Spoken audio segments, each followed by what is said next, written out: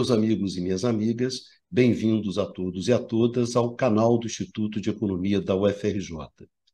Eu sou Ronaldo Bicalho e esse é o Curto Circuito, um programa do Grupo de Economia da Energia que discute as grandes questões do setor elétrico aqui e no mundo. Hoje, nesse curto circuito de número 36, eu gostaria de conversar com vocês, de retomar uma conversa com vocês que nós começamos no último curto-circuito, no curto-circuito de número 35, que foi justamente sobre a aceleração da liberalização do mercado de energia elétrica no Brasil. Nós já tínhamos discutido isso no ano passado, no curto-circuito número 3, sobre a portabilidade, retomamos no curto-circuito número 35, e hoje, no curto-circuito número 36, nós vamos continuar essa discussão. Essa aceleração da liberalização do mercado de energia elétrica no Brasil muda drasticamente o modelo institucional do setor elétrico brasileiro. Na verdade, significa que o acesso à energia elétrica por parte da sociedade vai mudar drasticamente. Esse processo já está avançado, tem um projeto de lei, o projeto de lei 414, que está no Congresso Nacional, está bastante avançado em termos de aprovação, e temos também, mais importante do que isso, uma portaria do Ministério de Minas e Energia, promulgado no ano passado, em setembro, onde é apresentado um cronograma de liberalização do mercado elétrico brasileiro. Um cronograma bastante forte. Para vocês terem uma ideia, já agora, em janeiro de 2024, todos os consumidores de alta tensão poderão ir para o Mercado Livre. Então, isso está acontecendo agora, é um fato super importante e a gente vê muito pouca discussão sobre isso. Daí esse tema, daí a nossa preocupação com isso. Bom, para ajudar a gente a entender esse processo, para entender o que está acontecendo, que não é uma coisa simples, nós convidamos a professora Clarice Ferraz. Clarice Ferraz é professora da Escola de Química, é membro do grupo de Economia da Energia, do Instituto de Economia da UFRJ, é diretora do Instituto Ilumina, uma velha parceira, já esteve aqui no curto-circuito outras vezes, né? Então, Clarice é uma pessoa bastante experiente nesse tema, é economista pela UNB, fez o seu doutorado em Genebra, já no tema de energia, enfim, e tem bastante reflexões, tem bastante análise sobre esse processo que está acontecendo, né, no setor de energia, e a gente vai procurar aproveitar exatamente essa experiência da Clarice hoje. Clarice, antes de começar, eu só gostaria de lembrar para o nosso pessoal que nos acompanha que esse programa eles podem ouvir também em podcast. Se procurar canal IE-FRJ, em qualquer tocador de podcast, você encontra os programas do canal, do Instituto de Economia, e entre eles o curto-circuito. E também chamar a atenção de vocês que na descrição do vídeo, desse vídeo e dos outros vídeos do curto-circuito, a gente coloca todos os vídeos que são citados aqui ao longo do programa, textos, enfim, tudo aquele material de suporte para vocês aproveitarem melhor o curto-circuito. Clarice, muito obrigado por você ter vindo. E eu gostaria já de começar colocando você na roda, nessa nossa conversa aqui, né? Uma conversa que a gente sempre tem, né, há muitos anos, uma conversa recorrente, continuada sobre esse tema. Acho que hoje a gente vai tentar fazer um pouco, né, para o pessoal, trazer para eles essas conversas que a gente sempre tem. Clarice, essa discussão sobre liberalização de mercado livre é uma discussão muito, muito forte nos anos 90. Ela é muito marcante nos anos 90. Uma discussão que a gente vem acompanhando, quer dizer, eu há mais tempo do que você é mais jovem, desde então, essa discussão. No entanto, essa discussão hoje, quando ela aparece na agenda do setor elétrico, ela aparece muito junta com a questão da transição energética. Na verdade, é uma discussão sobre a possibilidade de que a transição energética seja feita pelo mercado.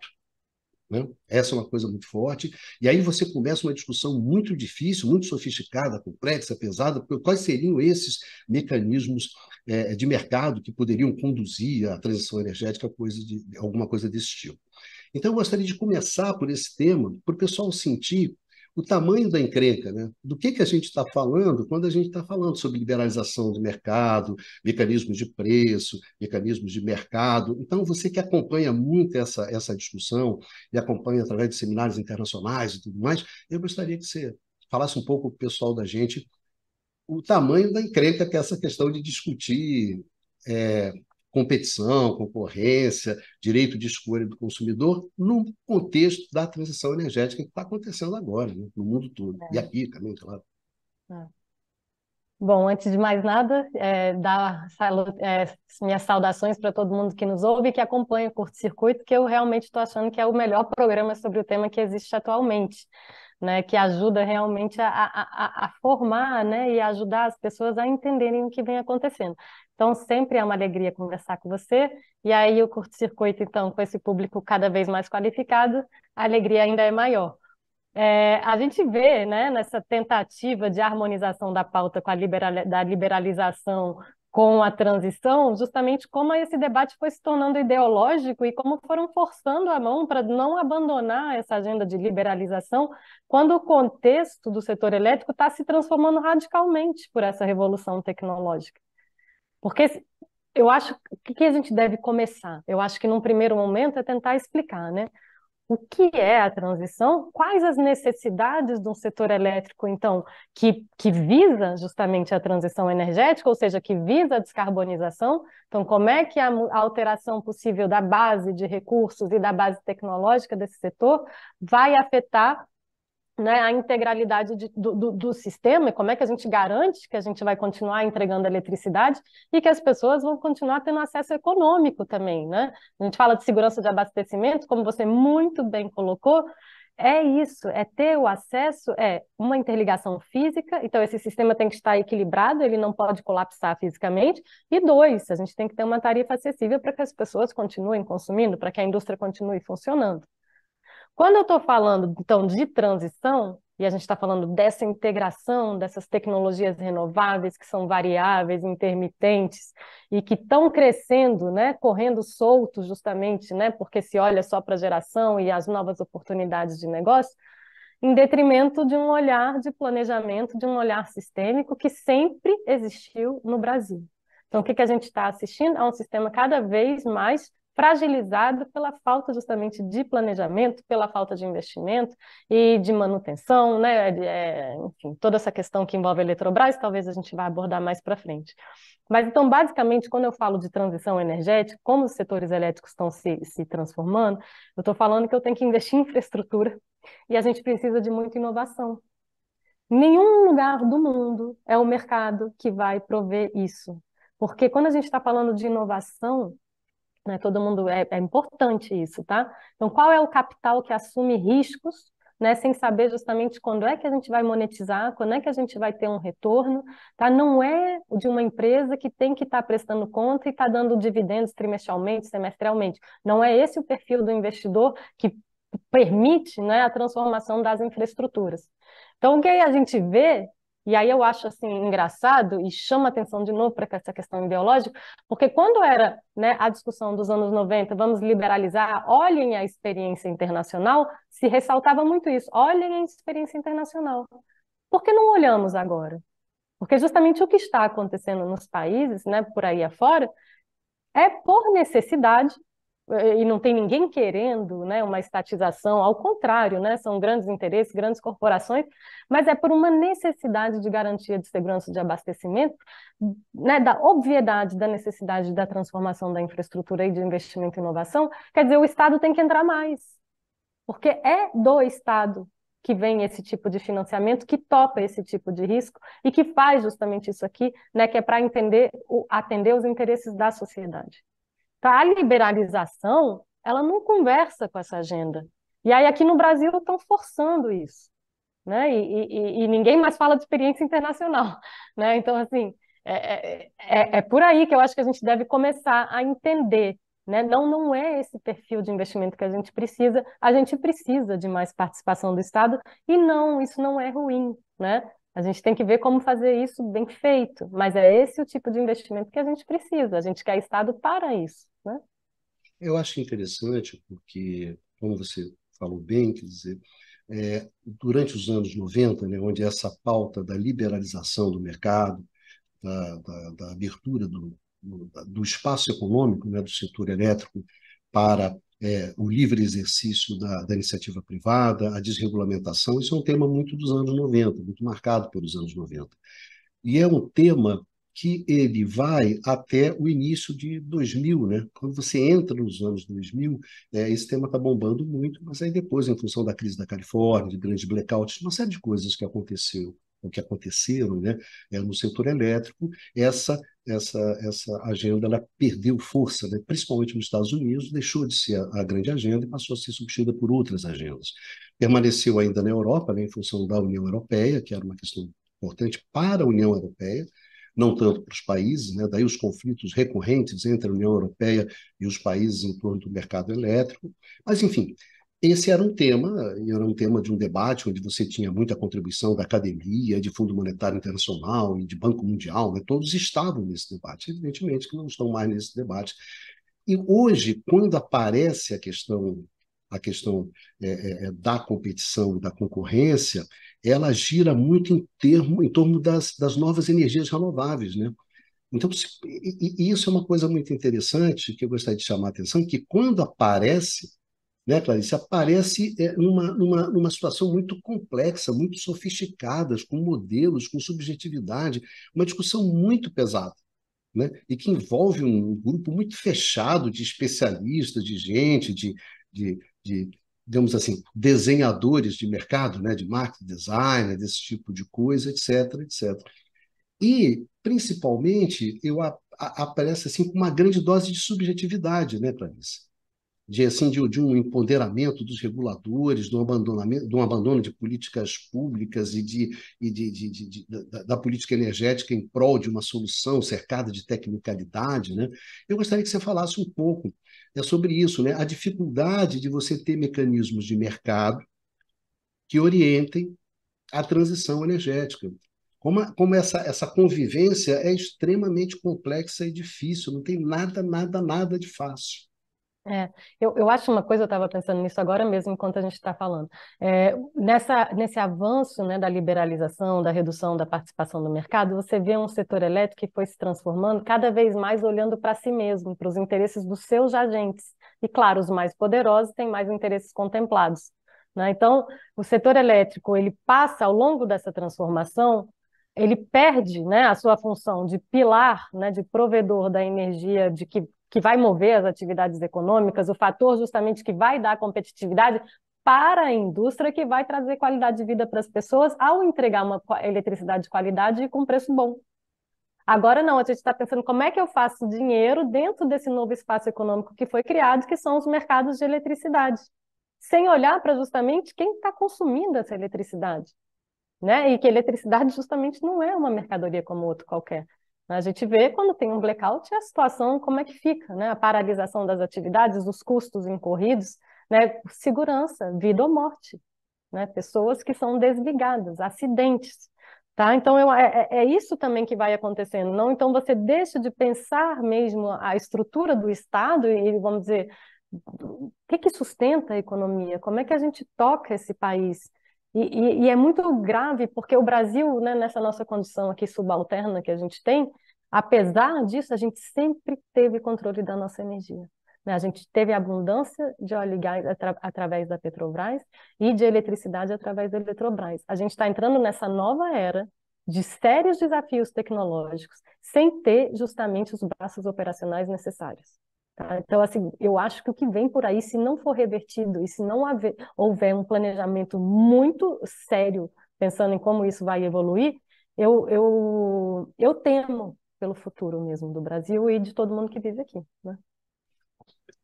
Existe uma pauta onde a competição ela está dentro dessa pauta, né? Da concorrência é justamente quando você fica discutindo Como é que a gente vai fazer a transição energética?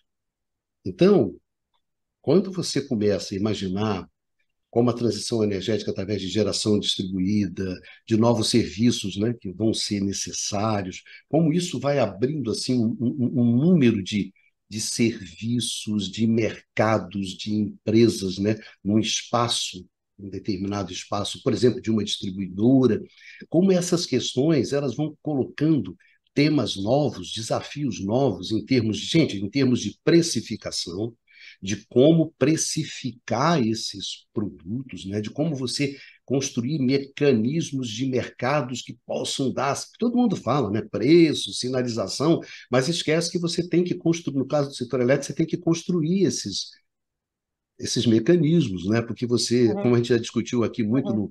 no curto-circuito 36, né?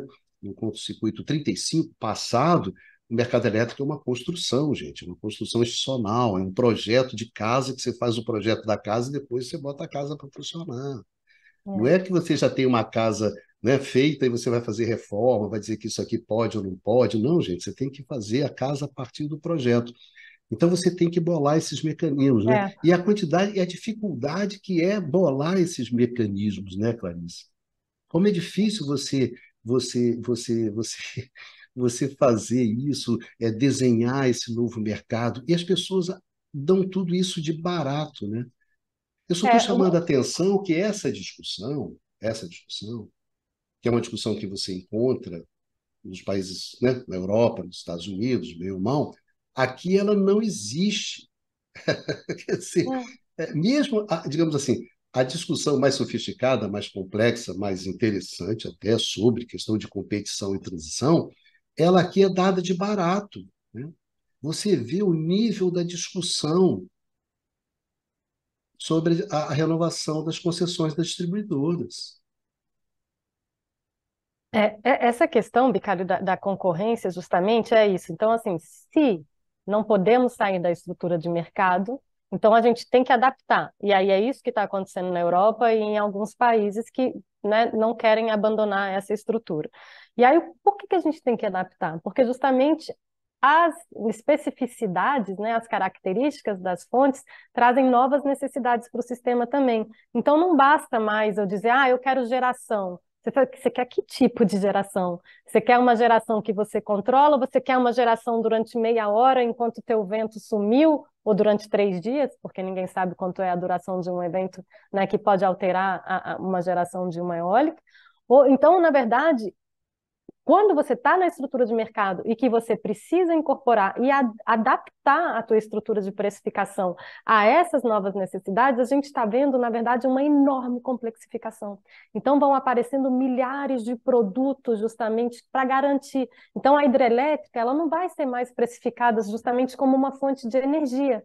Ela passa a ser valorada também como o quê? Uma fonte de energia que é de grande flexibilidade e que entra muito rapidamente no sistema. Então, ela é uma fonte super preciosa, né, que exerce quase um papel de bateria, né, se tiver justamente a transmissão para integrar isso tudo, porque justamente ela pode te dar o backup. Então, inclusive, essa é uma discussão que está começando a ser abordada aqui no Brasil. Né? Então, como é que a gente remunera a hidrelétrica? Isso também está lá na Suíça, tá? Que tem uma base hidrelétrica bastante importante.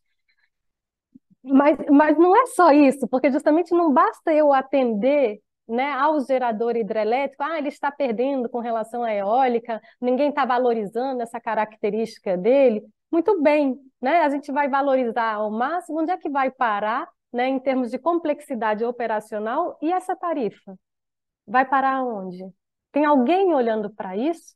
Parece que não, né? Parece que não. E, na verdade, é bastante difícil você integrar essas fontes, porque não basta você só aumentar a geração, como está acontecendo aqui no Brasil, quando você não tem, de forma concomitante, né, um sistema que se adapta a esse avanço desse tipo de geração, que ainda é mais difícil. Então, em paralelo a esse aumento de geração intermitente, invariável e complexo, eu tenho que entrar com um backup que possa acompanhar. Eu tenho que ter rede que possa permitir que essa eletricidade possa aqui se encaixar no sistema de forma a fazer as complementaridades necessárias e otimizar esse sistema.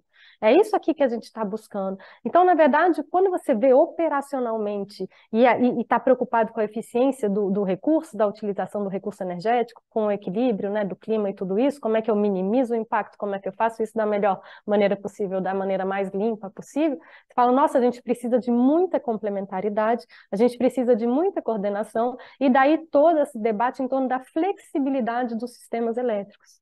Então, quando a gente fala a gente precisa de mais flexibilidade, eu estou dentro de uma estrutura de mercado, começa a surgir justamente qual é a melhor forma de precificar, de valorar e remunerar essa flexibilidade. Mas eu acho que está se esquecendo de observar, e basta olhar para isso, né? Porque aí, se a gente remunera isso realmente como uma bateria, qual é o impacto disso na tarifa final? O que acontece com a indústria de um país que faz isso? O que acontece com a população? Vai ficar recebendo subvenção para poder ligar 3 tomadas? Né? Então, está faltando esse olhar aí da segurança de abastecimento, sobretudo da segurança de acesso econômico. Tá? Então, e aí, Bicalho, como toda essa discussão dos anos 90, e que também há um apagamento agora, o que a gente discutia muito naquela época? Os custos de transação. Não é? Quanto mais compartimentado, quanto mais a gente eu tiver para controlar, quanto mais gente eu tiver para regular, quanto mais tarifa, quanto mais tipo de produto diferente a gente tem, tudo isso fica mais difícil e mais complexo, num mundo que fisicamente está muito mais complexo e difícil de ser trabalhado, tanto pela característica da geração, como pela característica da demanda, que é super afetada pelos eventos climáticos. Então, a gente tem que fazer planejamento para o setor elétrico, não pode correr solto. E aí, esse é o pessoal do mercado, né? Cada um assume seu risco, a gente vai avançar, vamos aproveitar as oportunidades. Aqui não dá, e aqui isso dá problema. Né? Isso aqui complexifica um setor que a gente está tentando justamente acomodar, integrar para trazer segurança, para trazer estabilidade. É o contrário da pauta necessária para operar e para trazer segurança de operação mesmo para esse sistema elétrico. Eu acho equivocado. Então, por que a gente não pode dar, assim como a gente lá nos anos 90, né? Eu também pensei que a gente fosse ter mais eficiência, que a concorrência traria uma série de virtudes, mas na verdade eu acho que eu sabia menos de energia que eu sei hoje, né? Depois que a gente conversa bastante, estudou muito e, sobretudo, né, conversou com muitos engenheiros sobre isso, né? Então, como é que esse sistema é de equilíbrio frágil e como é que a gente faz para tentar manter esse equilíbrio, né, diante de tantas variações, de tantos desafios que estão ocorrendo tanto do lado da geração como do lado da demanda? Então, vamos tentar fazer a coisa da forma mais simples possível ou vamos empurrar para frente, como está sendo feito, vamos botar novos produtos, novos serviços, aumentar o custo de transação, aumentar a incerteza. Se cada agente tem essa liberdade, né, que está sendo aí colocada como uma coisa boa, né, como é que eu vou coordenar as liberdades desses agentes todos? Como é que eu sei que esses desejos, né, vão se encontrar para justamente produzir aquilo que eu acho que deveria ser o necessário, que eu acho que você também, como você colocou, não interessa, né, o que está sendo discutido. A gente que trabalha com energia, a gente quer segurança de abastecimento e quer preço. Né?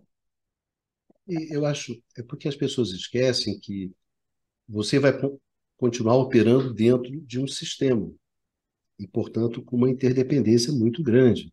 Ninguém vai sair do sistema. Se a gente tivesse uma bateria chinesa, né, um custo muito pequeno, que a gente geraria eólico, solar, e guardaria nessa maravilhosa dessa bateria, tudo bem, você podia sair do sistema, cada um para o seu cada um, né? Cada um para o seu cada um, você não precisava ter dependência, nada. Então a complexidade desapareceria. Sei lá, você compraria uma super bateria, uma super pilha no supermercado, e isso significaria energia para você. Ponto. Mas não é assim, a rede vai continuar existindo. Você precisa da rede para fazer o backup. Você não conseguiu ainda encontrar, ninguém provou ainda que você implodir a rede, cada um com o seu cada um, é a solução econômica melhor. Não tem ninguém que diga isso. Então, você vai continuar pendurado na rede, você vai continuar tendo uma interdependência muito forte, você vai precisar de muita coordenação para incorporar todos esses serviços e tudo mais, enfim. Só que agora, como você falou, com essa explosão de serviços, de empresas, né, isso aumenta terrivelmente a complexidade do sistema. Então, o que a gente observa? que a gente observa é um caminho que é muito ruim, que é um caminho assim, vai surgindo novos serviços, e você vai tentando regular, né? Você vai tentando desenhar o mercado, correndo atrás, e vão surgindo novos mercados. Então era como se cada vez você tivesse que, no quebra-cabeça, desenhar uma nova peça, né? Porque as pessoas, gente, montar um mercado no setor elétrico não é você juntar as peças, não. Você tem que desenhar as peças, você tem que criar as peças. Então, cada vez vai criando mais peças, mais mercados, mais mecanismos, e isso você fica numa coisa que você não acaba. E aí que eu acho que você abre o espaço por uma coisa que eu acho muito ruim, que é a subjetividade. Uma subjetividade, mas transvestida, fantasiada, de tecnicalidade. Porque a subjetividade, gente, vai ser subjetiva. A gente não sabe, olha só, a gente não tem uma base técnica definida. Não tem uma base técnica que seja um padrão. Bom, o padrão tecnológico é esse aqui, é assim que a gente faz. Não tem. Isso está rolando, tá? Ainda para ser definido. A gente não tem um padrão econômico. Não tem um padrão que diz assim, ó, a precificação vai ser feita assim, né? E nós vamos financiar isso assim. Não tem. Não tem assim um padrão organizacional. Uma empresa elétrica hoje no mundo é isso. O pessoal acha que é um monte de coisa. Sobre isso, todo mundo acha um monte. Mas você não tem um padrão, você não tem convergência. Você não tem uma coisa estabelecida. Como deve ser uma empresa elétrica, como se organiza a cadeia produtiva e como se regula, então, gente. Não tem base técnica, não tem base econômica, não tem base organizacional. Você vai me convencer que você tem uma base regulatória? É ridículo isso, ridículo. Isso é o quê? É o regulador dizendo que a subjetividade dele é melhor do que todo mundo. E quando ele faz isso, ele fala assim: eu sou técnico. A discussão tem que ser técnica. A discussão não pode ser no Congresso, não pode ser na sociedade. Não, né? Eu é que defino como vai ser. Ou seja, então o regulador esconde todos os interesses em torno dessa falsa subjetividade. Eu acho que isso é uma das piores coisas, Clarice. É o surgimento dessa subjetividade qualificada, técnica, dos iluminados, dos especialistas. O que é um especialista no setor elétrico hoje? É um cara que não sabe porra nenhuma sobre o futuro e o que vai acontecer, cara. Isso se ele for um especialista honesto, né? E se ele disser que sabe, ele não é honesto, né? Então, eu acho que os especialistas honestos vivem essa angústia de não saber. Mas eu acho que isso tem que ser explicitado e as apostas que vão ser feitas, elas devem ser feitas politicamente, né, Thais? No âmbito da política. Com certeza, Bicalho. E se trata realmente do desenho, né, de um setor elétrico que justamente cumpra o que está dito na Constituição, né, que a gente tem que garantir essa segurança aí de abastecimento e a gente tem que prover as condições necessárias, né, para ter uma vida digna aqui para todos. E a solução da bateria individual, que mesmo se fosse barata, não é uma solução. Eu acho que a gente também se escamoteia muito nessa discussão qual é o primeiro drive, né, da gente estar saindo desse padrão e mudando a nossa base tecnológica, é a necessidade de descarbonização, é a urgência de tentar evitar um colapso. E aí o colapso não é só climático. Então vamos dizer, eu consigo descarbonizar, mas se você destruir metade da Chapada Diamantina, como está sendo falado, né, desmatando várias regiões, né, aí quando com desmatamento, o que eu provoco? Uma redução da capacidade de absorção das emissões, né? Eu provoco o quê? Uma mudança do uso do solo. Eu vou alterar o fluxo da água. Então, isso é tudo muito grave, são outros pontos de ruptura. O planeta está enfrentando 9 pontos de ruptura. E aí não é só o clima, não. Então, se essa descarbonização estiver sendo feita, continuar sendo feita como está sendo agora, quer dizer, alimentada por energia fóssil, né, e não olhando para os outros pontos de não retorno, ela é prejudicial, tá? Ela acelera justamente o caminho para o colapso, ela não vai ter servido para nada, ao contrário, tá certo? É tudo muito equivocado, a gente não vê uma redução efetiva de emissões, a gente não vê nada disso acontecendo. Então, não é essa conversa também de liberalização que força, né, essa visão, né, cada um por si, né, cada um seus riscos, sua inteligência, que vai saber escolher o melhor contrato, e não. né? E isso, na verdade, é realmente um equívoco completo quando a gente está falando do setor elétrico, porque é sistema, não é cada um por si. O que um faz impacta no outro, porque impacta o sistema.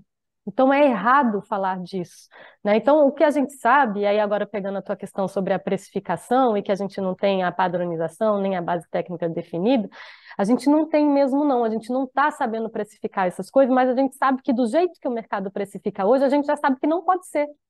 E aqui no Brasil se ignora também essa questão. Como é que a gente precifica aqui no Brasil a eletricidade, a parte da geração? Porque se omite, né, toda a parte de rede, os serviços necessários, até quanto custa a regulação, justamente, né? Então, a geração, ela vai, é por ordem, né, é pelo custo marginal. Tudo bem quando eu tinha um combustível, tá certo? Tudo bem quando eu tenho algumas fontes assim que tem um padrão, né, uma certa padrão de operacional. Por hidrelétrico, ainda nem sempre se encaixa perfeito. Mas para as renováveis a gente sabe que não funciona. Porque a gente tem, sobretudo, momentos onde a gente tem um excesso de geração, a gente está vendo as curvas, a gente está vendo as curvas de preço dos mercados internacionais, e elas estão ficando. Quando tem um excesso, esse preço ele vai para zero, esse preço pode se tornar negativo, porque você não tem onde colocar essa geração, tá certo? E aí, no contrário, quando você tem um excedente, né? Perdão, isso é quando a gente tem um excedente, então, né, isso vai para zero ou um preço negativo.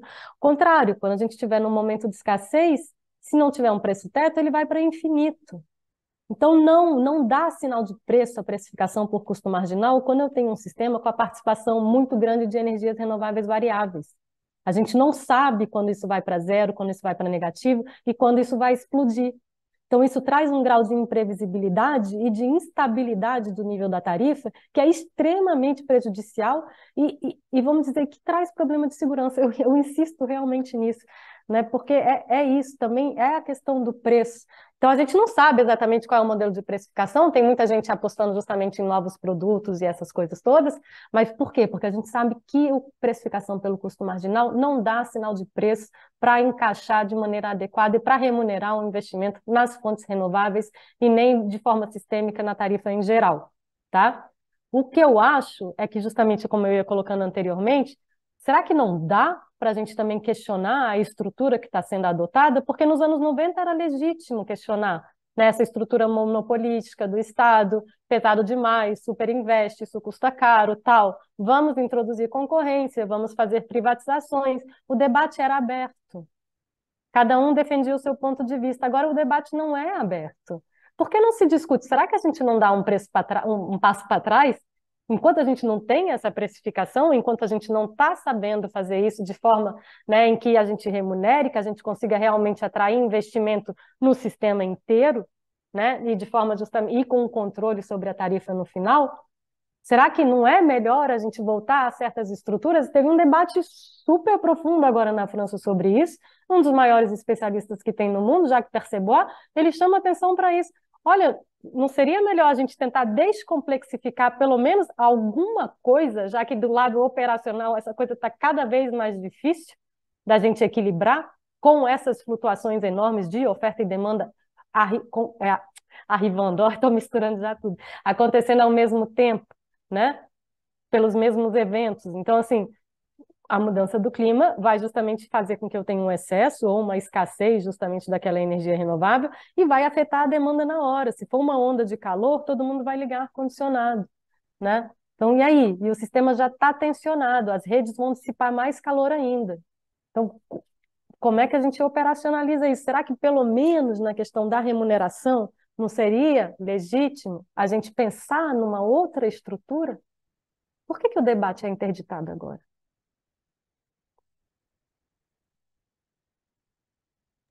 Eu acho, Clarice, que o que acontece é interessante é o seguinte, com a experiência desde os anos 90 dessa discussão sobre a liberalização do mercado, sobre o desenho de mercado, a gente sempre soube que a construção de mercados elétricos é um processo bastante complexo e difícil. Ele não tem nada de fácil. E é um processo de tentativa e erro, no qual você vai aprendendo, né? E eu me lembro que tinha muito essa coisa assim, olha, cara, se você não sabe, faz devagar, não é isso? Você não sabe isso. A incerteza é muito grande. Então, vamos devagar com isso que a gente está fazendo, devagar com andor, né? Porque aqui no setor elétrico, o santo é de barro, sim. Se cair, quebra tudo. Agora, o que que acontece? O que que aconteceu? É que com a entrada das renováveis e o desafio da descarbonização, Clarice, esse problema se tornou muito maior, né? A incerteza ficou maior, os riscos ficaram maiores, os conflitos entre os agentes ficaram maiores. Então, o que eu acho fascinante no caso brasileiro é a irresponsabilidade diante de um quadro como esse, né, que é um quadro muito, mas muito, mas muito mais difícil e complexo do que era nos anos 90, você acelera de uma forma voluntarista. E os agentes, todos eles acreditam, né? Se faz uma convergência em torno disso, os agentes de mercado, não, a solução é a liberalização, é a modernização. Cara, justamente quando a situação ficou mais difícil, mais complexa, mais incerta, mais arriscada, mais conflituosa, aí o cara, né, estamos à beira do abismo. Não, esse é um país que vai para frente, a piada clássica dos anos 70, um passo à frente, né, que é uma insanidade, né, que é, na essência, uma insanidade você se mover com esse voluntarismo diante de um contexto e de um quadro como esse. E aí a gente cai na discussão brasileira, né? Que a gente vê o quanto está longe, longe, longe dessa discussão mais sofisticada que você tem no setor. É uma discussão que vive muito mais do seu voluntarismo e, na verdade, do oportunismo de determinados agentes que controlam a agenda do setor. A gente está num nível de debate tão ruim, que hoje eu estava vendo um comentário. Hoje nós estamos gravando no dia 15 de agosto, né? Ontem teve um blackout, né? Um apagão, e Foi hoje, Bicalho, hoje de foi manhã. hoje, né? Foi de manhã, tem razão, hoje de manhã, 8h30 da manhã, né? Na verdade, de hoje, dia 15. Aí você ouve, né? Aí eu vi a Miriam Leitão, né? Que é uma jornalista importante, falando que o problema é que o Brasil depende, né, das linhas de transmissão, de transporte, a gente depende muito das linhas de transmissão, alguma coisa desse tipo. Aí você ouve essa coisa, se você pensa assim, olha, aqui, me desculpe, tem duas dificuldades de entendimento da dona Miriam, né? A primeira dela é a natureza do setor elétrico brasileiro, que tem todo ele interligado para que a gente possa utilizar os nossos reservatórios e explorar ao máximo as economias de escala, de escopo, de diversidade, que essa integração permite. Por isso que nós somos interconectados da maneira que nós somos, transportamos energias nas distâncias que nós transportamos. É a interligação, é a otimização do sistema que permite que a gente tenha uma energia mais barata. Essa é uma questão. E outra ignorância é que uma das questões para enfrentar um tema que a Clarice levantou, que é da intermitência, é construir sistemas robustos, sistemas de transformação, né, de transmissão que cubram grandes áreas. Então, me desculpe, mas achar que o nosso problema é esse é de uma ignorância profunda em relação ao que é o setor elétrico brasileiro e o que é a agenda do setor elétrico no mundo, né? E isso uma economista super importante, uma economista, né, uma jornalista que fala, televisão É. importante, etc. E alguns especialistas. Aí, como são especialistas, para mim é tranqueiros, completamente imbecis, idiotas, que acham que, ah, não, agora é geração distribuída, é descentralizada a geração, então um reservatório não é importante, uma hidrelétrica não é importante, uma linha de transmissão não é importante. Quer dizer, isso é uma profunda ignorância. Esse é o nível do debate, né?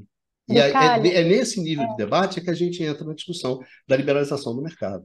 Esse nível. e isso é gravíssimo, né? Quer dizer, uma jornalista super importante sendo pautada por pessoas com pouco conhecimento ou mesmo querendo manipular o que ela vai dizer, né? E ela comprando isso e divulgando, e ela realmente tem, né? Ela tem uma importância muito grande, então o que ela fala é muito importante. Então, o perigo mesmo de jornalistas estarem sendo pautados por pessoas com conhecimento muito limitado. Gente, eu chamo a atenção só para dois eventos. O que que teria sido do Brasil sem esse sistema interligado durante a crise do ano passado? De onde que a gente ia pegar? Como é que o Nordeste teria mandado aquele excedente de eólica para contribuir e reduzir, a gente ficou à beira de um blackout, mas não era um blackout, não, a gente ficou à beira de um racionamento, porque não tinha geração, não tinha água suficiente.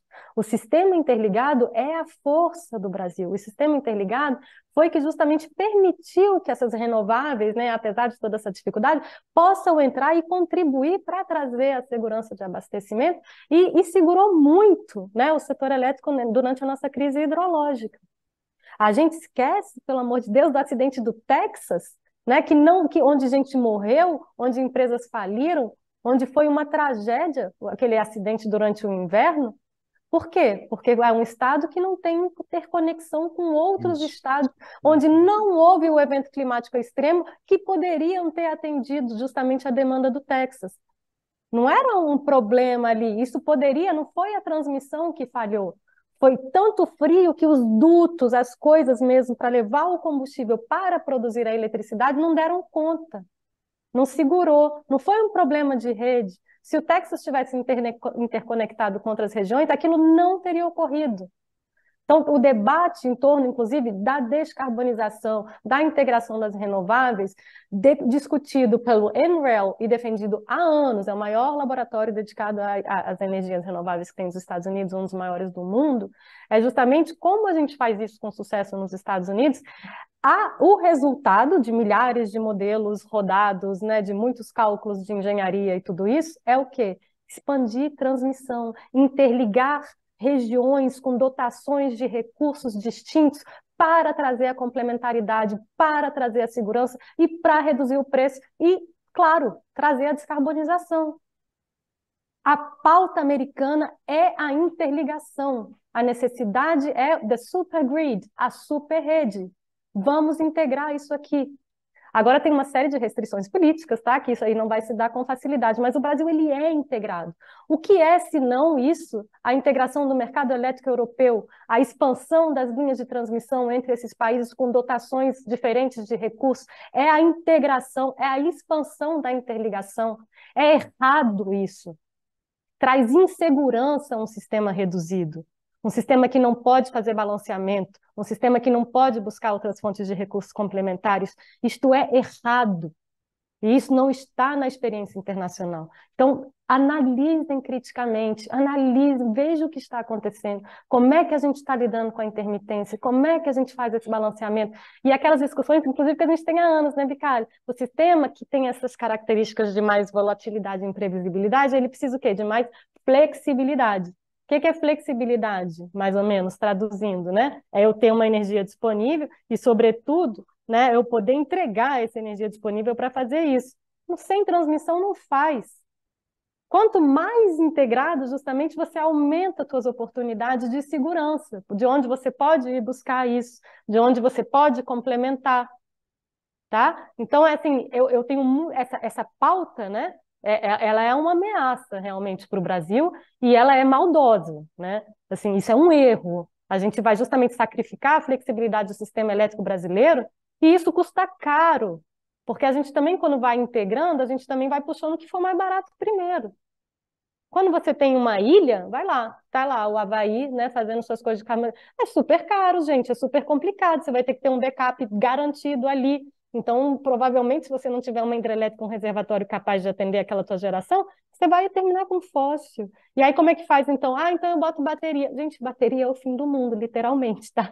Então, bateria é intensiva em mineração, bateria é caro a beça, não tem nada de sustentável nessa pauta, e não há uma preocupação de desenho de sociedade ou de desenvolvimento econômico associada a isso. Tá? Então, isso é tudo também parte dessa discussão, né, desse individualismo, da liberalização, esse contexto aí neoliberal, mas não funciona, né, num sistema que a gente tem que olhar para todas as partes, tem que pensar no todo. Não, e como você chamou bem a atenção, quer dizer, o Texas se ferrou porque ele não podia recorrer a nada, né? Era ele com ele mesmo. Então seria como se a gente falasse assim, ah, então o máximo no Brasil é Roraima, né? Roraima é o máximo, porque Roraima está isolada, não está integrada no sistema nacional. Então, olha, o chique é a Roraima. Quando Roraima a gente está tentando justamente, né, construir uma linha Manaus-Boa Vista para integrar Roraima, para que Roraima tenha todas as vantagens em termos de segurança do abastecimento da operação num sistema integrado. Gente, isso é uma decisão do setor elétrico dos anos 60, dos anos 60, quando você tem o grande blackout de Nova York, que um pequeno acidente no Canadá apagou toda a costa leste americana. A solução não é, não, vamos ficar mais separados. Não, vamos reunir mais. Vamos reunir mais para quê? Para que justamente a escala, o escopo, a diversidade nos dê mais segurança. Isso é dos anos 60. E não, não, vamos separar. Vamos virar tudo Roraima, tudo Texas. Pelo amor de Deus, como é que você pode E defender você uma acredita idiotice hoje, dessa? é, Isso já era uma coisa idiota antes, em função do setor elétrico fala escopo, tradicional. né? Agora que você precisa de diversidade, parou de ventar. Poxa, se eu tenho um sistema que cobre grandes áreas, algum lugar está ventando, algum lugar eu posso trazer essa energia. E eu estou ventando agora, mas aqui na minha região ninguém precisa de energia. Mas algum lugar, alguém está precisando. Então, é essa a lógica da diversidade, a lógica do sistema. E mesmo quando você fala em concorrência, meu amigo, você tem que ter liquidez. E liquidez significa a capacidade de mover a energia para onde ela for preciso. E aqui o preço ficou caro, caro, caro, caro, então eu trago energia de fora para fazer esse preço abaixar. Isso é básico, básico, Exato. mesmo em termos de competição e de concorrência. Pelo amor de Deus. Aí as pessoas vão falar, o nosso problema é... Além do mais, cá para nós, Clarice, se existe uma atividade dentro do setor elétrico brasileiro hoje, que é mamão com açúcar, é, sem dúvida, a transmissão, né? Que tem garantia Total. leilão, garantia de receita, de remuneração. Então, o nosso problema, gente, não é a transmissão, não é isso, Cláudia? Não é a nossa integração, né? A É, transmissão, a falta de manutenção que a Eletrobras, né, não trouxe nesses anos todos aí que ela vem sendo desmantelada para ser privatizada. Então, sim, nosso sistema, apesar desse desenho super robusto e do melhor que tem no mundo, né, de poder lidar com a diversidade geográfica, com os diferentes recursos e tudo isso, ele realmente está sendo fragilizado, tá? Estruturalmente, de modo algum. Isso é a nossa força. Isso é o que sai nos relatórios internacionais, como colocando o setor elétrico brasileiro realmente como um dos mais flexíveis do mundo, portanto, potencialmente um possível líder dessa descarbonização. Porque justamente aqui tem jogo, e esse jogo ele é dado pela transmissão. E aí, voltando para aquela questão do NREL, justamente, é muito mais barato e muito mais sustentável você tirar uma linha do que você sair construindo planta do que quer que seja, né, instalando o excesso de capacidade instalada, né, que justamente é alimentado por uma cadeia de suprimentos que é essencialmente fóssil, tá? Então, esses tratores, tudo isso, gente, isso está sendo montado com energia fóssil. Esse grande crescimento das energias renováveis aumenta o consumo de energia fóssil. A gente tem que ir mais devagar com a dor, como a gente fala, né? Então, assim, e lembrando que tem outros problemas acontecendo, tá? Não só é a questão das emissões, não. E que, inclusive, a gente está aumentando as emissões ao aumentar o consumo de energia fóssil. Então, na verdade, a transmissão, ela é mais barata. Te traz segurança nos dois aspectos. Tanto na questão física, de te dar, né, poder te trazer mais fontes de backup para te equilibrar e tudo isso, né? E tanto na questão do preço, isso está tudo modelado. Então, assim, quem está pautando isso de outra forma, e eu vi isso, teve uma manchete hoje que eu li dizendo por que só teve um estado que escapou, colocando como se fosse uma força de Roraima. Gente, pergunta para esse pessoal aí, ao longo dos anos, quanto custa a tarifa deles, qual é o nível da qualidade do serviço que tem lá em Roraima, se eles não estão aí fazendo anos e anos lutando para que chegue uma linha lá para trazer uma eletricidade interligada e trazer segurança e diminuir o preço. Um sistema que é altamente subvencionado, altamente poluente. Roraima não é exemplo para nada. Né?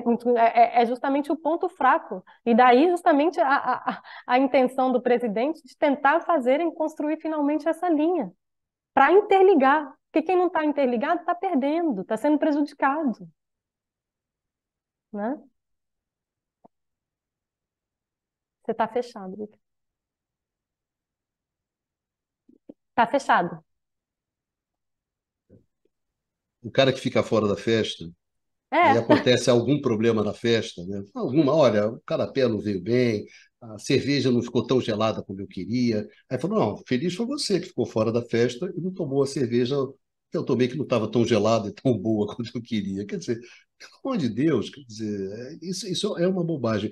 Mas, Clarice, é justamente dentro desse contexto de transição, desse contexto dos desafios do setor elétrico brasileiro, é que você resolve acelerar a liberalização do mercado. E você chega para o consumidor e fala assim: consumidor, você vai ser muito feliz. Você vai ser muito feliz porque você vai poder escolher de quem que você vai poder comprar a energia elétrica. Assim como você escolhe quem vai ser o seu operador, né, da telefonia, da sua telefonia celular, você vai poder também escolher qual vai ser a comercializadora de quem você vai comprar a energia elétrica. E aí você vai comprar a energia elétrica muito mais barata, porque vai ter competição, vai ter concorrência. Aí o cara ouve e fala assim: é legal, né? Acho que é razoável. O cara chega para mim e fala isso, né? Ó, aquela coisa do lugar comum, etc, etc. Você fala: não, é bacana, né? Gostei desse negócio, gostei desse cara. Eu vou poder escolher, então vai ter competição, concorrência, eu vou poder. Gente, o problema é que a energia elétrica não é uma mercadoria como outra qualquer. E o setor elétrico não é um setor como outro qualquer, e o mercado elétrico não é um mercado como outro qualquer. Então, ele tem especificidades. Aí você fala para mim assim: a competição é muito melhor do que o monopólio, né? Tem competição, tem concorrência, e o monopólio é ruim. Aí você fala: cara, mas acontece que durante 100 anos, quem entregou energia barata para a sociedade no mundo inteiro foi o monopólio. Uhum. Não foi competição, não foi essa. Porque era em função das especificidades que continuam valendo dentro do setor. Introduzir competição e concorrência é uma coisa muito difícil e sem garantia de sucesso. É por isso que eu não tenho a menor dúvida que a maioria dos setores elétricos do mundo e dos mercados elétricos do mundo, eles são monopolistas. Nos Estados Unidos, a maioria dos mercados elétricos dos estados, né, lá você é estadual, eles são monopolistas.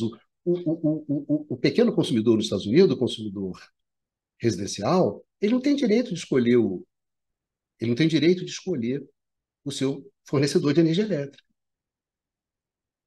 Tá certo? Em mais de 30 dos 50 estados. Ele não tem essa escolha. Por quê? Porque os Estados Unidos é um país atrasado, vocês sabem. Não é um país desenvolvido, não é um país Não, muito volta atrasado, para o Texas, Bicalho. muito O que que adiantou a conservador, liberdade? É. entendeu? Não, por quê? Porque o jogo é jogado de lambari pescado, são condições objetivas né, de cada setor, de cada instituição, de cada situação. A história não é singela dessa maneira. E a gente, né, Clarice, a gente vai para uma mudança dessa radical, gente, a gente está falando em 5 anos. Agora, no início de 2024, vão todos os consumidores de alta tensão, tá certo? Em 2024. Em 2026, vão os primeiros consumidores de baixa tensão. Em 2028, daqui a 5 anos, todos os consumidores residenciais e todos os consumidores rurais, que somados dá 82 milhões de unidades consumidoras. Em 5 anos. Nós vamos fazer essa transformação radical em 5 anos. E os caras não sabem o que fazem com a distribuidora. Não sabem como é que cobra tarifa de comunidade. E você quer fazer uma mudança radical e você chega para as pessoas e fala assim: olha, você vai comprar energia mais barato, tudo, a sua vida vai melhorar, você vai ter muito mais acesso à energia. Isso é falso, é É falso. falso, é falso, é mentira. Porque a possibilidade desse consumidor residencial, desse consumidor chegar daqui a 5 anos no Mercado Livre e ter acesso a uma energia barata, são os brincalhões. Uhum. Esse cara não tem poder de mercado, ele vai ser o último que vai chegar na festa. Aí você, isso é de uma desonestidade com as pessoas, uma desonestidade. Eu ouvi uma cafajestada que estava escrito num jornal, onde o cara dizia assim que o consumidor pobre da tarifa social, ele devia largar a tarifa social e comprar energia no Mercado Livre, que ele ia comprar mais barato. Ou seja, só no Brasil que o mercado resolve o problema da pobreza energética. Quer dizer, não tem nenhum lugar onde alguém vai defender uma coisa dessa. Mas aí o cara bota lá, porque agora, cara, não tem debate. Cola qualquer coisa, Clarice. Cola a questão da transmissão, cola todos nós seremos felizes, e eu comercializador, sou o cara que vou comprar energia, vou vender, eu vou ser o cara mais feliz, né? Claro, eu vou ser o mais feliz. É. Enfim, essa é o debate. O debate hoje está exatamente nesse nível. E esse problema? E o problema disso? O problema daquilo outro? Como é que ficam as distribuidoras? Como é que fica o custo? Os custos irrecuperáveis? Como é que fica o risco hidrológico? Como é que fica a oferta? Como é que... Não, tudo vai para depois. Tudo é acertado depois, tudo é definido. Ah, não, vai ter uma coisa mágica, mágica, né? Chamada, vamos separar o lastro da energia. Aí você fala, o que é o lastro, separar lastro de energia? Fica tranquilo, eu também não sei o que é. Estou 50 anos nessa porra e também não sei que merda que é esse negócio de separar o lastro da energia. Não sei bem o que é lastro. Não é lastro, não é capacidade, É não isso é que eu queria isso, não é saber. aquilo outro. Entendeu? Mas tudo, ó, o lastro resolve. Tudo é nesse nível de discussão. Aí você acha, você está de sacanagem? Eu estou de sacanagem? Ricardo. Os caras estão de sacanagem. Pô, eu não. Exatamente. E aí, de novo, né, é uma ignorância de várias coisas sobre as quais há uma experiência pregressa, né? Isso teve na Inglaterra, isso teve no Texas. Adianta você ter a liberdade de escolha entre quem vai te fornecer super cara a energia? Não é você que vai conseguir baixar o preço. Como você disse, é um pequeno consumidor que não tem nenhum poder de mercado. E aí, justamente, o teu nível de tarifa nesses mercados abertos, quando você é livre de escolher quem vai te fornecer, você vai optar, tá? Você tem um menu, você é super livre, você tem várias opções, e você vai escolher o teu grau de risco. Mas as pessoas de menor baixa, né, de menor renda, o que que elas fazem? Vão pegar a tarifa mais barata. A tarifa mais barata, ela expõe o consumidor final a justamente as flutuações de preço de mercado. Então, na verdade, são os mais expostos, são os que são menos, é os que têm, né, são os mais vulneráveis. Na Inglaterra, na primeira vez, teve que entrar o regulador, porque os contratos eram tão lesivos, tão sem vergonha, né, para o pequeno consumidor, que o regulador entrou num primeiro momento. Justamente havia uma maior preocupação com os consumidores nesse primeiro momento da estruturação desses mercados abertos. Então, não, peraí, porque o pequeno consumidor ele não tem o conhecimento necessário para fazer essa escolha e talvez não tenha nem a renda, talvez ele até entenda, mas naquele momento ele não tem como pagar um pouco mais, né? É uma restrição mesmo, que é uma espada, né, na cabeça dessas pessoas. Mesma coisa foi o Texas, né? O pessoal estava falando, né? De que adiantou e que várias pessoas não tinham entendido quando tinham justamente assinado, né, seus contratos, seus engajamentos, né, livremente, escolhendo de qual distribuidora iria, né, chegar a eletricidade que eles vão consumir. Eles não entenderam o nível de risco ao qual eles estavam expostos. Né? Eu me lembro até hoje, né, uma entrevista com um senhor que ele pagava entre 70 e 80 dólares, né, a conta dele, e isso explode. Né? Quer dizer, 70, 80 dólares era o preço do megawatt-hora, mas o teto era 9 mil dólares, uma coisa maluca. Então, essas pessoas não conseguiram pagar, né? As pessoas quebraram. Então, era uma pessoa que tinha, falou, eu usei todas as minhas economias, né, para cobrir os custos de um apagão que durou 4 a 5 dias e quebra a pessoa para o resto da vida. Então, não, o pequeno consumidor, ele não tem o nível de informação. Se tem uma coisa que a gente estuda aqui nesse setor, é a assimetria de informação também. Porque é um setor hipertécnico, hipercomplexo, e as pessoas não conseguem justamente, e talvez não seja para entender mesmo. Tem que ter um regulador que zele por todos, não só pelos agentes, grandes agentes, com seus interesses corporativos. O regulador que falha gravemente no Brasil e falha há anos, né, não olha. Né? Quando você tinha um ex-diretor da ANEEL que falava, conversamos com todos os agentes, vê lá quem foi que falou com ele. Aí era o representante da distribuidora, o cara da geração de uma tecnologia X, a outra de uma tecnologia X, enfim. Então, não é isso. Aqui não está equilibrado esse jogo da regulação e não tem ninguém olhando para isso. Então, liberdade de escolha é um embaçamento, é o canto da sereia aí, né? Que é para enganar mesmo as pessoas, porque esta liberdade de escolha não reduziu o nível médio das tarifas, ao contrário. Pessoas foram extremamente lesadas, inclusive pessoas super vulneráveis. Né? E isso, no final das contas, se a gente estiver expondo uma população justamente de tarifa social e tudo isso, o preço dessa tarifa social vai explodir.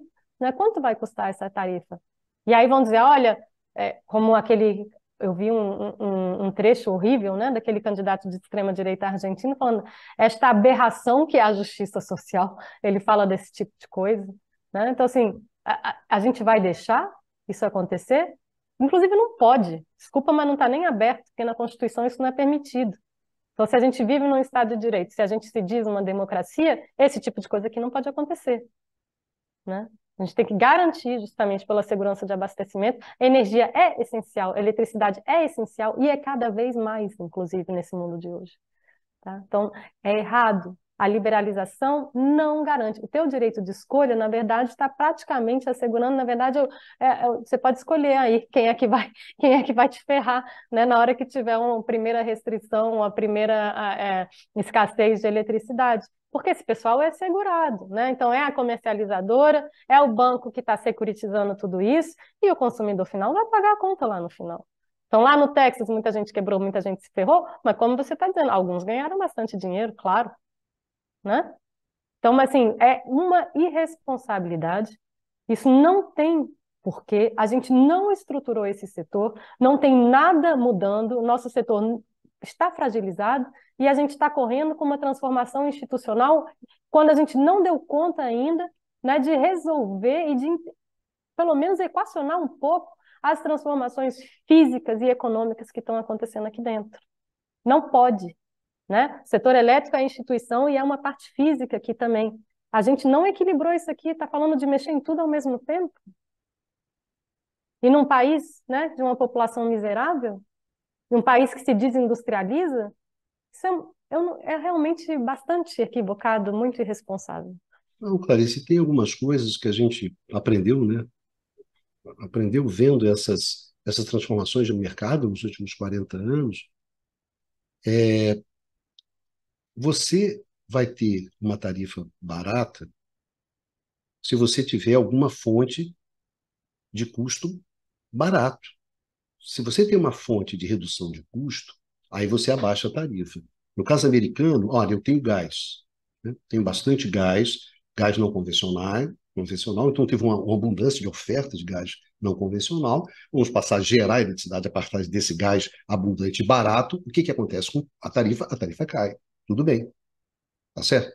Agora, por exemplo, você vê o caso francês é maravilhoso, né? Onde é que está a energia barata francesa? É a energia do nuclear. Então, a EDF tinha que transferir energia barata dela, EDF, que era a empresa estatal francesa, para os seus competidores, para que eles pudessem vender energia barata. Qual? Aquela energia do nuclear estatal francês. Quando a Thatcher entra, o setor elétrico usava carvão inglês, um carvão ruim e caro. A Tati bom, aí o setor elétrico pôde importar carvão importar o carvão, né, que era mais barato, de qualidade melhor. Teve que enfiar o cacete lá nos mineiros, né, que estão todos aqueles filmes maravilhosos lá do Ken Loach falando sobre a destruição da classe operária inglesa. Isso para baixar o preço da eletricidade, né? Você sentiu o tamanho da trolha. Então, a questão que se coloca é o seguinte: não é competição, não é concorrência. Quando você saiu da pandemia em 2021, lembra, o mercado de gás deu uma porrada para cima, a tarifa elétrica europeia em 2021, antes da guerra, já tinha explodido. Não é competição, meu amigo, não é... são fatores objetivos. O que reduz custo, o que não reduz custos. E o pior, que sempre acontece, como a Clarice chamou a atenção, é na cacetada, né, Clarice?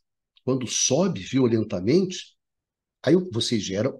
Tá. Poxa, a Europa foi um Deus nos acuda em 2021, em primeiro lugar, em função, né, da crise do gás, e depois em função da guerra. Como é que você gerencia isso dentro de mecanismos de mercado? Abandona tudo quanto é mecanismo de mercado e dá subsídio, corta isso e corta aquilo.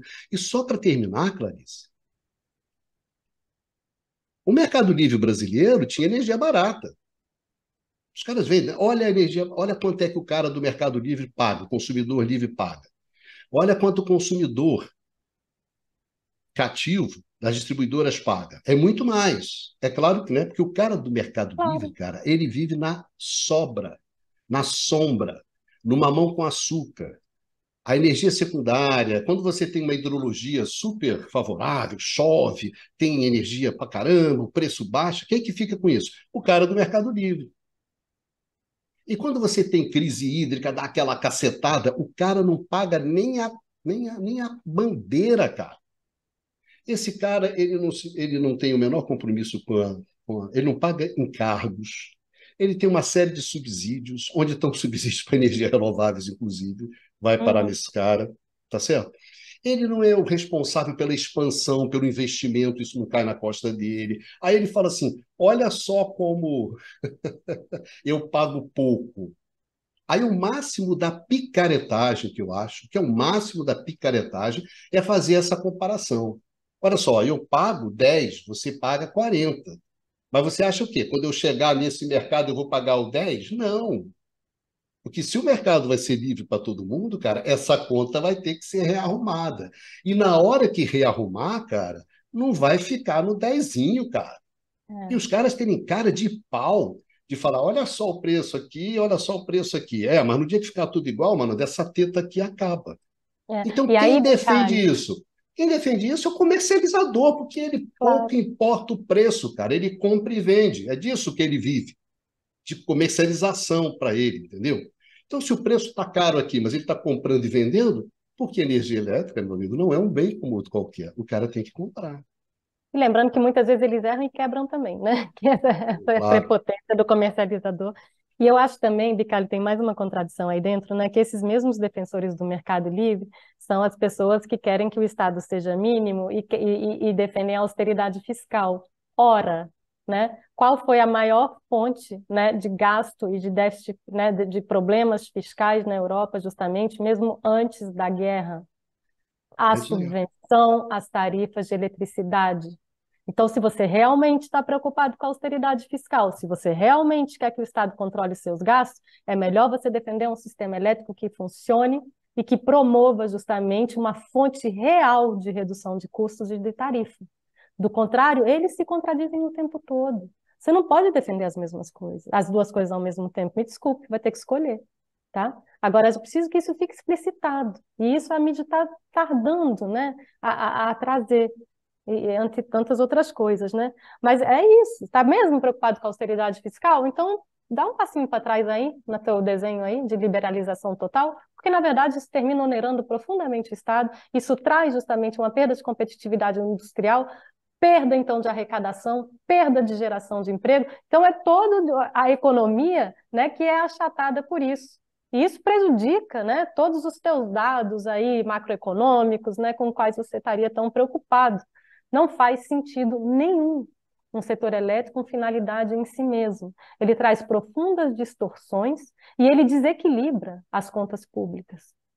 Então, quem defende a austeridade, quem está preocupado com o gasto de Estado, tem que olhar um pouco com mais atenção para o setor de eletricidade aqui, porque senão está dando um tiro no pé. Está se contradizendo, né? E está fazendo, enfim, né? Tá se mostrando ignorante. Né? Mas, Vamos evoluir nesse debate. mas Clarice, agora que nós já estamos aqui conversando, encaminhando aqui para o final, né, essa nossa conversa, que, que na verdade sintetiza um pouco essa nossa questão, o que está colocado para nós, que é o seguinte, inclusive essa questão que você colocou. Qual é a questão histórica? Eu acho isso importante ter em claro. Qual era a questão histórica colocada para o setor elétrico? O que eu quero, o que eu preciso fazer, a minha missão é colocar uma energia que seja confiável, que seja segura e que seja barata para a sociedade. Porque isso vai tocar as atividades econômicas, isso vai dar competitividade às atividades econômicas. Não existe atividade econômica sem energia, então esse insumo é crucial para o desenvolvimento econômico e para o conforto da sociedade, para o conforto das pessoas. Então, esse é o meu objetivo. Meu objetivo sempre era a preocupação com isso, com a segurança energética, a segurança do abastecimento, em dar acesso à energia para a sociedade. Era essa a preocupação. O que a gente observa, como você falou, é o seguinte: olha, energia não é barata. Então, como a energia deixou de ser uma coisa barata, eu não sei quando é que a energia deixou de ser uma coisa barata, mas a energia deixou de ser uma coisa barata, e o importante é que a gente cobre um preço da energia que remunere a gente do setor e que isso me dê uma rentabilidade, que isso me dê lucro, que isso me dê margem, que isso me dê fluxo de caixa, para que eu possa pagar os dividendos dos meus acionistas, para que eu possa pagar os meus diretores e os meus né, executivos. Então, o meu objetivo é gerar caixa. O meu objetivo no setor elétrico é ganhar grana. É essa a questão fundamental que a gente está falando aqui. Como é que eu ganho grana nesse negócio? Mas se as pessoas vão ter acesso ou se não vão ter acesso, se você vai ter segurança do abastecimento ou não vai ter, isso não tem importância porra nenhuma, entendeu? A questão é como é que eu faço grana. Então, a questão que eu acho que é básica era que esse espaço econômico, que era o setor elétrico, como era considerado, olha, isso aqui não é uma mercadoria como outra qualquer, ele é essencial para a sociedade, esse setor, esse mercado não é um mercado como outro qualquer, ele é um mercado excepcional, né?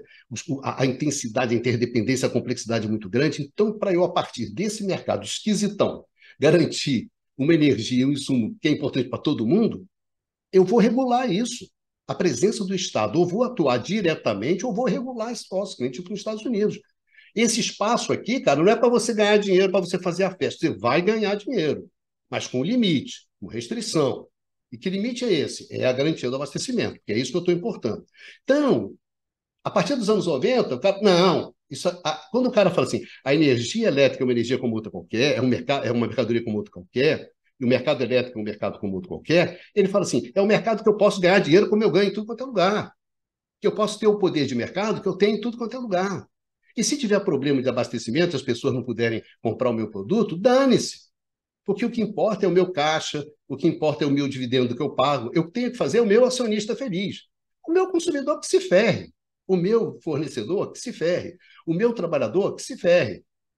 É isso que a gente está fazendo aqui agora. Ou seja, é que eu brinco com a Clarice, cara. Você tem uma gourmetização da energia elétrica. A energia elétrica virou um produto gourmet, e aí que vem a questão fundamental que a Clarice colocou. Se você tiver acesso à energia elétrica, meu amigo, e você é pobre, só via subsídio. Então, o Tesouro vai ter que bancar o acesso de uma mercadoria, de um insumo cada vez mais caro.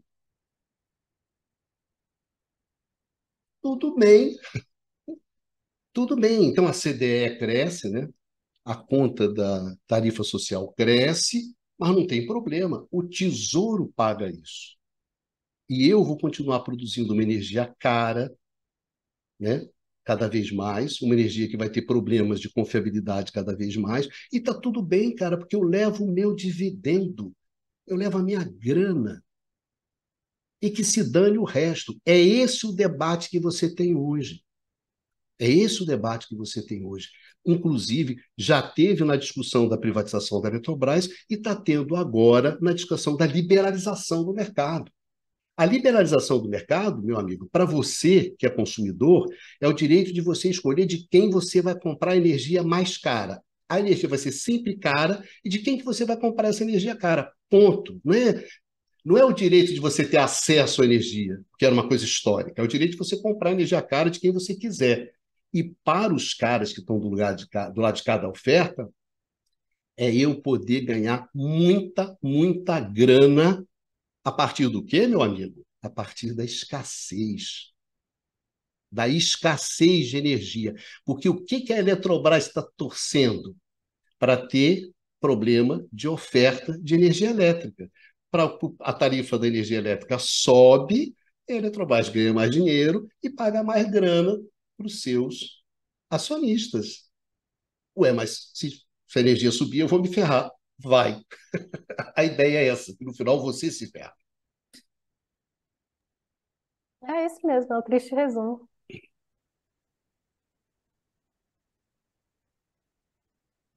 É duro, né, Claricinha?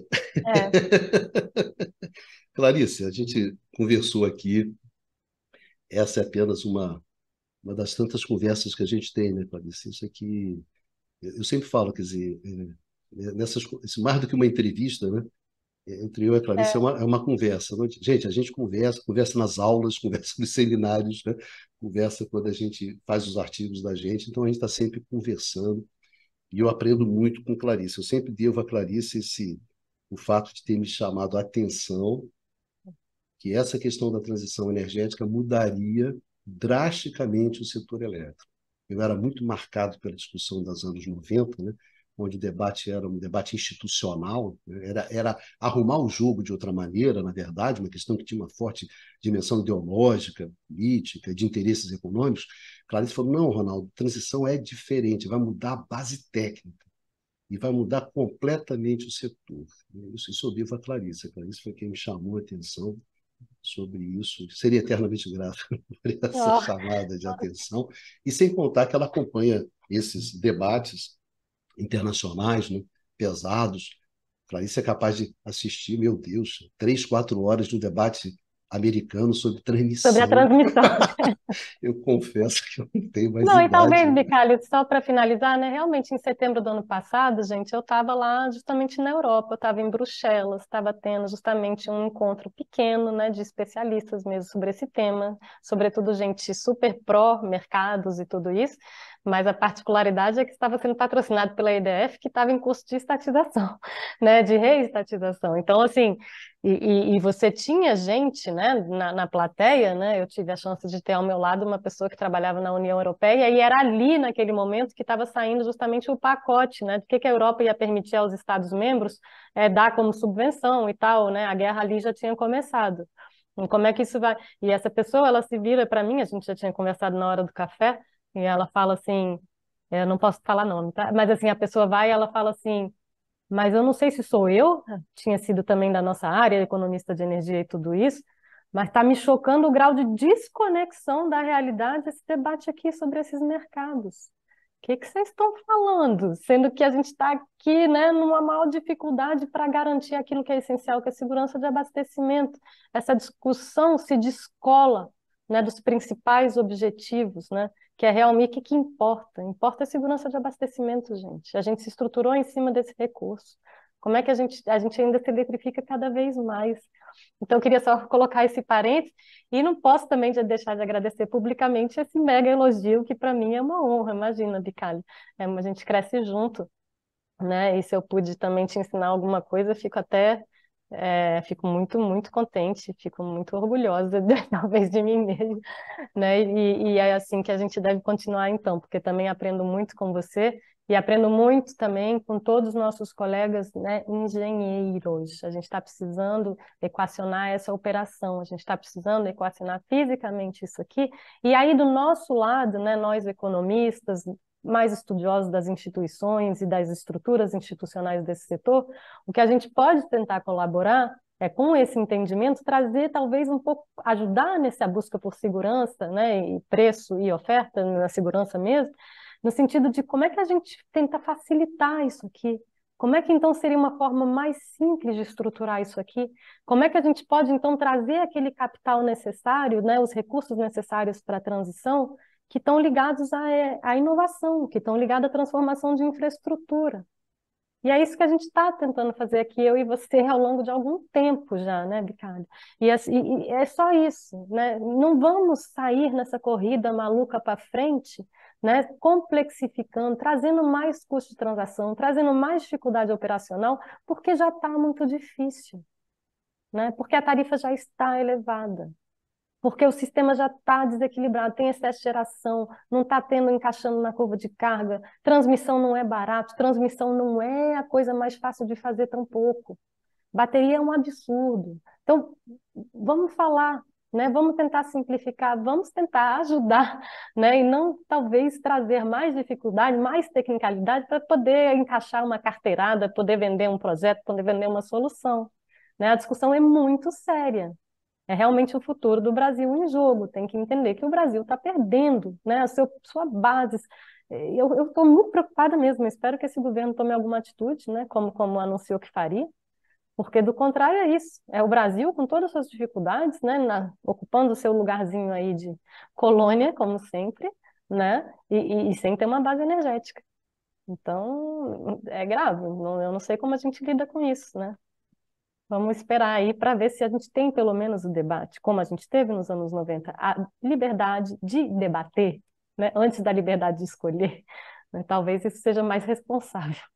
E agradeço enormemente, é sempre um prazer, né, todas as nossas conversas e poder falar com o seu público, então, maravilha. Obrigado, Clarice. E lembrando sempre que o nosso maior compromisso é justamente no sentido de encontrar soluções que permitam a gente garantir o acesso da energia, que é É uma isso. coisa tão importante para a nossa gente, para o nosso povo, né? É. E isso seja um instrumento de desenvolvimento econômico, de bem-estar, de conforto, né? É isso que é a nossa preocupação. Dentro dos limites ecológicos, né? Agora a gente Sem tem esse dúvida. plus. Sim, sim, a questão da É, sustentabilidade, né? A questão da sustentabilidade, tanto a sustentabilidade ambiental quanto a sustentabilidade social também, social. essa questão são relevantes. Então, essa é a nossa preocupação. Quer dizer, e eu acho que a nossa luta maior hoje é no sentido de tentar colocar essa questão como uma questão central e não simplesmente a gente colocar como objetivo, na verdade, uma agenda que é simplesmente uma agenda de negócio que privilegia alguns grupos ganharem muito dinheiro num setor que é um setor muito específico, mas que, no entanto, é que produz um bem essencial para a sociedade. Não pode ser tratado dessa maneira.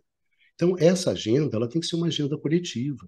Ela tem uma agenda que está preocupada com a segurança do abastecimento, com a segurança energética, com o acesso à energia.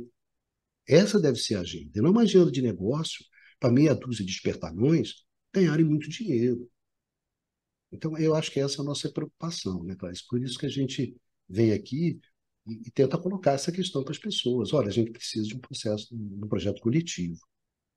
E um projeto coletivo, gente, no caso do setor elétrico, não é um projeto de esquerda, não, tá certo? É um projeto de setor elétrico. É. O setor elétrico, infelizmente, nós todos estão de mão dadas no setor elétrico. Não adianta, ninguém solta a mão de ninguém no setor elétrico, que é uma impossibilidade física, entendeu? Esse que é o E se problema. soltar, pode se apagar, né, Bicalho? Isso, e se soltar, acontece o que aconteceu hoje, apaga tudo, gente. Presta atenção, isso é o basicão, tá bom? Clarice, muito obrigado para você, muito obrigado pela sua presença. Eu sei que hoje é um dia complicado para você, porque dia que tem apagão, os caras só procuram a gente que sabe energia, É. né, Clarice? Em dia de apagão, racionamento, crise hídrica. A gente, assim, é tipo médico, né? O cara só procura quando está ferrado. Aí o cara vem perguntar para a gente, a opinião da gente. Bom, Mas a gente fica feliz em ajudar, né, Bicalho? não, Realmente a gente claro, a gente espera que. está aqui para isso, né? Essa é É, a finalidade social da gente, e principalmente a gente, sim, que nós somos professores, né, de uma universidade pública, é. pesquisadores, né? Então, nós somos, acima de tudo, eu sou um funcionário público, ponto. Um funcionário público. Então, essa é a minha obrigação. Clarice, brigadão, mas brigadão mesmo, deixar lá agora você para uma série de outras entrevistas, consegui convencer a Clarice a arrumar essa vaguinha aqui para falar com a gente, e gostaria de agradecer muito, mas muito mesmo, aos nossos amigos, às nossas amigas que acompanham a gente nesse debate que é aqui no Curto Circuito, né? O Curto Circuito foi pensado para ser um curso, né, sobre o setor elétrico, um curso grande, continuado. Então, aqui na descrição do vídeo, vocês encontram uma série de informações que são úteis para você inserir essa discussão que a Clarice teve aqui com a gente hoje, em outros programas, com texto, né, com outras coisas que vocês podem aproveitar mais. Então, muito, mas muito obrigado a vocês todas e a vocês todos. E a gente se encontra aqui no canal do Instituto de Economia da UFRJ no próximo Curto Circuito. Então, vocês se cuidem e vida que segue. Tchau, tchau.